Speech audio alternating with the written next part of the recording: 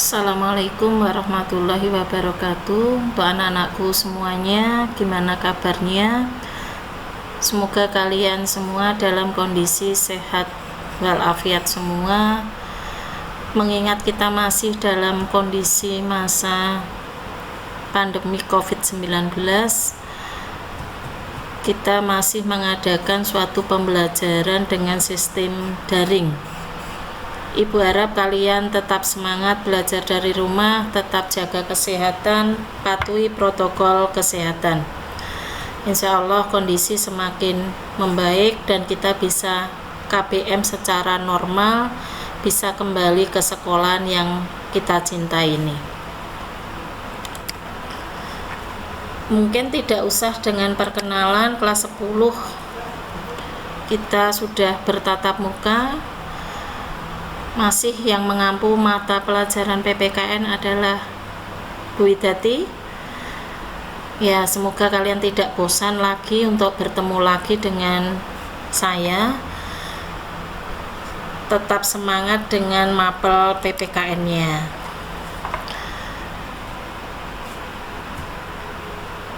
Untuk materi pendahuluan dari mapel PPKN kelas 11 semester 1 tahun pelajaran 2020 dan 2021.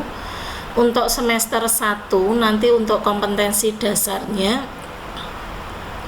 ada 3. Yang pertama nanti adalah harmonisasi hak dan kewajiban asasi manusia dipandang dalam perspektif Pancasila.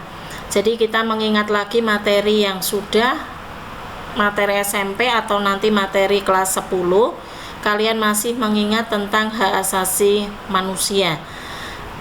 Insya Allah masih ingat nanti. Yang kedua, dalam kompetensi dasarnya kita akan mempelajari sistem dan dinamika demokrasi Pancasila. Ini mungkin SMP juga sudah. Insya Allah nanti kita mengingat, kalau tidak nanti kita buka buku pelajaran untuk kelas 11-nya. Di dalam dinamika demokrasi Pancasila nanti kita akan mengingat kembali pembagian per kurun waktu. Kalian masih ingat kurun waktu yang pertama, kedua dan sebagainya sampai terjadinya sampai sekarang ini. Nanti kita lihat sistem pemerintahan atau kabinetnya itu bagaimana. Yang ketiga yaitu sistem hukum dan peradilan yang ada di Indonesia. Jadi nanti untuk di Indonesia dalam pelaksanaan hak asasi manusia terutama itu nanti ada suatu undang-undang atau undang-undang dasar yang mengaturnya, ada hukum yang mengaturnya. Misalnya kita melanggar dan sebagainya, nanti kita tetap ada suatu lembaga peradilan untuk menyelesaikan apa suatu pelanggaran yang ada di Indonesia. Mungkin itu untuk materi atau kompetensi dasar yang ada di semester 1 untuk kelas 11-nya. Terus untuk kriteria ketuntasan minimal atau KKM-nya secara nasional, standar nasionalnya adalah 67. Tapi untuk mapel PPKN ini ada KKM tersendiri. Kemarin di kelas 10 itu ada 78. Tapi untuk kelas 11-nya kita tingkatkan 1 menjadi 79. Jadi paling tidak nanti nilai untuk kalian itu minim 79. Dan buat kalian semua, selamat buat anak-anakku tersayang untuk kelas 10 yang sudah naik ke kelas 11. Kesuksesan tergantung dari diri kalian masing-masing dan itu usaha kalian masing-masing. Terutama dalam mengatasi berbagai tantangan dan rintangan kalian nanti di kelas 11, ini semakin berat. Oleh karena itu, kalian harus meningkatkan kuantitas maupun kualitas belajar kalian masing-masing. Jangan lupa senantiasa berdoa kepada Tuhan Yang Maha Esa dengan sungguh-sungguh setiap akan memulai atau mengakhiri aktivitas kalian dalam kehidupan sehari-harinya. termasuk kegiatan pembelajaran. Seolah kalian walaupun hanya dengan sistem daring, tetap kalian punya rasa tanggung jawab di kemudian hari untuk masa depan kalian sendiri. Jangan menipu orang tua, jangan menipu bapak ibu guru. Kalian punya rasa tanggung jawab terhadap diri kalian masing-masing. Kalian sudah besar semua. Insyaallah bisa dibanggakan kalian semua. Pada awal pembelajaran PPKN di kelas 11, kalian akan diajak untuk menelaah, terutama yang KD1 yaitu harmonisasi hak dan kewajiban asasi manusia dalam perspektif Pancasila. Tadi Ibu katakan, kita akan membahas tentang hak asasi manusia. Kalian mengingat materi-materi yang sudah, terutama dalam makna hak asasi manusia. Dalam bagian ini kalian nanti akan diajak untuk menelaah makna HAM itu sendiri. Apa toh yang dikatakan HAM? Apa yang dimaksud HAM? Hal ini bertujuan agar supaya kalian dapat mendefinisikan dan memaknai setiap hak yang kita miliki, setiap hak yang dimiliki manusia. Untuk dapat memahami pengertian HAM, ada baiknya kalian akan memperhatikan fakta-fakta yang mungkin itu terjadi pada sekeliling kita. Terutama saya simpulkan untuk berikut ini adalah kalian saksikan bersama, kalian baca. Yang pertama, fakta yang ada bahwa orang dilarang menghilangkan nyawa orang lain atau nyawanya sendiri sekalipun. Jika terbukti melakukannya, negara akan mengenakan tindakan hukum. Fakta yang kedua, tidak ada satu bangsa pun di dunia ini yang rela dijajah bangsa lain. Negara-negara yang pernah dijajah pun selalu berusaha membebaskan diri dari belenggu penjajah. Fakta yang ketiga, tiada orang manusia pun yang ingin hidup sengsara. Ya, termasuk kalian semua, mungkin termasuk ibu sendiri, pengennya hidup yang makmur juga, yang bahagia dan sebagainya. Ia akan selalu berusaha mencapai kesejahteraan bagi dirinya, baik lahir maupun batin. Mungkin dengan yang ibu berikan 3 fakta ini, mungkin kalian sendiri ya untuk melakukan hal-hal semacam ini mungkin kepada orang lain tidak akan terjadi. Karena kalau 3 ini akan kita laksanakan, berarti kita itu sudah melanggar hak asasi manusia. Mungkin ada fakta lagi yang bisa dibuktikan di sekeliling kita, mungkin masih ada. Untuk kelas 10-nya kemarin ibu contohkan banyak sekali pelanggaran tentang hak asasi manusia, sampai mungkin dibuat video atau apa. Nah, mungkin masih kita ingat HAM itu apa yang harus kita lakukan.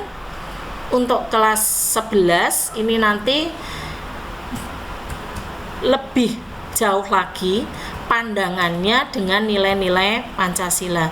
Jadi hak asasi manusia dilihat dalam perspektif dari Pancasila. Mungkin bisa kita lihat lagi, kita lihat dari konstitusi kita punya hukum dasar yang tertulis. Seperti yang dilihat di dalam pasal 28J Undang-Undang Dasar untuk NKRI tahun 1945 yang ayat 1.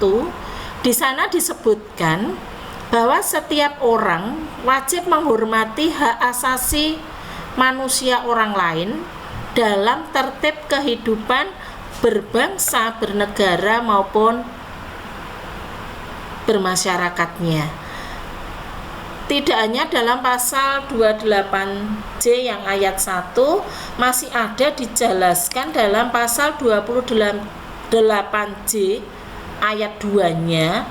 Di sana juga disebutkan dalam menjalankan hak dan kebebasannya, setiap orang wajib tunduk kepada pembatasan yang ditetapkan dengan undang-undang dengan maksud semata-mata untuk menjamin pengakuan serta penghormatan atas hak dan kebebasan orang lain dan untuk mematuhi tuntutan yang adil sesuai dengan pertimbangan satu, moral, nilai-nilai agama, keamanan, ketertiban umum dalam suatu masyarakat demokrasi. Mungkin dengan dasar satu yang ada di dalam konstitusi kita, yaitu pasal 28J, baik ayat 1 maupun ayat 2, ini sudah jelas bahwa manusia tidak boleh melanggar, atau ibaratnya kita itu menindas untuk orang lain. Kalau kita melakukan suatu penindasan atau pelanggaran, berarti kita itu melanggar hak asasi manusia untuk orang lain. Dalam konsep tentang hak dan kewajiban manusia, tadi sudah Ibu katakan di atas, itu hanya suatu pendahuluan saja tentang hak dan kewajiban manusia dalam perspektifnya Pancasila. Dalam pertemuan yang pertama ini Ibu tidak panjang lebar dulu untuk menerangkan materinya. Paling tidak kalian nanti tahu makna HAM itu dulu. Jadi mengingat makna hak asasi manusia. Tolong ada beberapa 3 pertanyaan yang nanti kalian diskusikan, mungkin ya secara daring lagi, karena kita tidak boleh berkumpul, tidak boleh bertatap muka. Mungkin bisa dengan WA atau bagaimana, atau nanti kalian pelajari dulu buku kelas 11-nya untuk materi bab pertama. Ini ada 3 pertanyaan yang harus kalian kerjakan nanti. Yang pertama, apa yang Anda ketahui tentang makna hak asasi manusia, tapi secara umum dulu. Jadi HAM itu apa secara umumnya? Yang kedua, masih dalam pengertian HAM, tapi kita lihat dalam Undang-Undang Nomor 39 Tahun 1999. Ini tentang hak asasi manusia. Itu apa pengertiannya? Apakah sama dengan HAM secara umum, atau HAM yang kita pelajari atau yang dimaksudkan dalam Undang-Undang Nomor 39 Tahun 1999. Paling tidak nanti di dalam 2 pengertian itu kaitannya hampir sama. Cakupan yang ada di dalam pengertian HAM itu hampir sama, terutama hak dasar atau hak pokoknya. Terus yang ketiga, apakah HAM, hak asasi manusia, itu bisa dilaksanakan secara mutlak? Nah, ini didasarkan dalam menjawab nomor 3. Nanti kalian dasarkan dalam pasal 28J, baik yang ayat 1 maupun ayat 2. Mungkin itu saja untuk anak-anakku semua. Ini hanya untuk pendahuluan dari materi bab pertama. Nanti kalian lebih banyak belajar lagi. Mungkin nanti pertemuan kedua nanti kita sambung lagi. Kalian diskusikan secara daring atau kalian baca lewat buku kalian, buku paket kelas 11 untuk semester pertama ini. Mungkin itu saja untuk anak-anakku sekalian. Ibu minta maaf apabila dalam pendahuluan atau perkenalan di semester 1 kelas 11 mungkin banyak salah atau mungkin kurang jelas. Ibu juga minta maaf. Sekali lagi selamat belajar, tetap semangat dari rumah, tetap menjaga kesehatan untuk kalian sendiri, sukses untuk semuanya. Terima kasih. Wabillahi taufik wal hidayah. Wassalamualaikum warahmatullahi wabarakatuh.